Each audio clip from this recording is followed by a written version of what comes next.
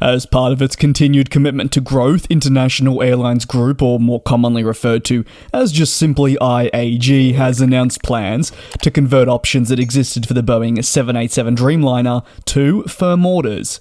The destination for these IAG 787s is to British Airways. 6 total units for the 787-10, which is the largest aircraft in the 787 series, will thus join up with the UK-based airline, and delivery is slated for the coming years. As British Airways continues to restore capacity and reach pre-pandemic levels, adding more 787-10s known for its increased capacity will certainly aid the British airline in doing so. And given the fuel efficiency and capabilities it has, the 787-10 has really been a favoured plane for the company looking ahead. The Dreamliner has, as a series though, worked its way into the British Airways fleet over recent times pretty heavily. The airline operates every variant of the Dreamliner, with 18 787-9s in service, 12 787-8s, and finally 7 of the 787-10s, which is a variant that is still being delivered even without the most recent firming of options. All up, these Dreamliners mentioned do contribute to the 238 in-service aircraft at the company. International Airlines Group is an airline group, and multiple airlines do call this company home. That includes your Aer Lingus, Iberia, British Airways, and others too. The broader group reported record profits, further highlighting the superb levels of recovery seen company-wide.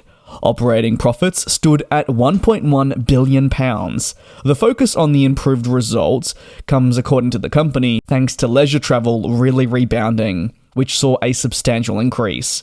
IAG further added that flight capacity was at 94% of pre-pandemic numbers in the first half of 2023.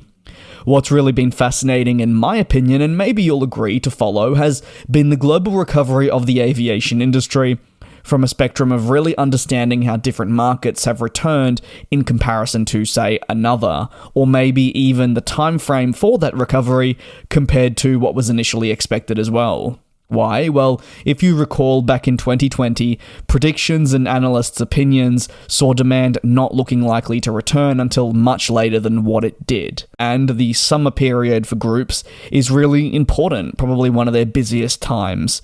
Looking ahead, what can we expect? Well, according to IAG, times are still uncertain. They announced in their most recent release that they did have concerns over fuel prices and many factors such as inflation when it came to reporting results in, say, the winter months.